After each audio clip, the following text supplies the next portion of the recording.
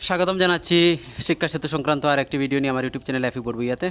আপনাদের কি আর সন্দেহ রয়েছে? তাহলে দেখুন কিভাবে নেবেন এনরোলমেন্ট। এনরোলমেন্টে ক্লিক করে তারপর ক্লাস সিলেক্ট করবেন। ক্লাস সিলেক্ট করার পর সেখান থেকে কোন ছাত্র সে ছাত্রের নাম সিলেক্ট করে এভাবে দেখুন ক্যামেরা অন হবে। তারপর পাশে থেকে গ্রিন সার্কেল এভাবে পূর্ণ হওয়ার পর নিচে দেখুন অ্যাকসেপ্ট লেখা রয়েছে, অ্যাকসেপ্টে ক্লিক করবেন। অ্যাকসেপ্টে ক্লিক করার পর অটোমেটিক্যালি এটি সিঙ্ক্রোনাইজের জন্য আসবে। যদি ডাটা আপনার অন থাকে সঙ্গে সঙ্গে সিঙ্ক্রোনাইজের জন্য আসবে। তো সিঙ্ক্রোনাইজ করে নেবেন, এভাবে দেখুন হয়ে যাবে।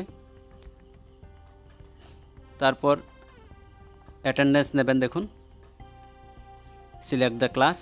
তারপর যে ছাত্র আপনি করবেন তার ফটো নেবেন। এখানে ল্যান্ডস্কেপ মোড, পোর্ট্রেট মোড আছে, পোর্ট্রেট মোডে করে নিলে এভাবে হবে। গ্রিন হওয়ার পর সার্কেলটা, তারপর এটা হয়ে গেল। পরে স্টুডেন্টে নেবেন, এভাবে দেখুন হয়ে গেছে। তারপর এক এক করে প্রত্যেক ছাত্রের এভাবে করে আপনি নিতে পারবেন। তারপর ব্যাক বাটনে ক্লিক করার পর সব রেকর্ডগুলো সেভ করার জন্য আসবে। সিঙ্ক্রোনাইজ বাটনে সিঙ্ক্রোনাইজ করে নেবেন। আবার অ্যাটেন্ডেন্স স্টুডেন্টের ক্লাস সিলেক্ট করবেন, ক্যামেরা অন করবেন। গ্রুপে নেওয়ার জন্য ল্যান্ডস্কেপ মোড, দেখুন ল্যান্ডস্কেপ মোডে দুটি ছাত্রের নিয়ে দেখানো হচ্ছে।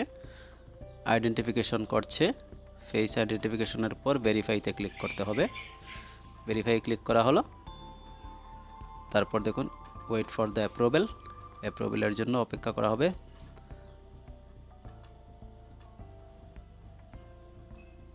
তারপর দেখুন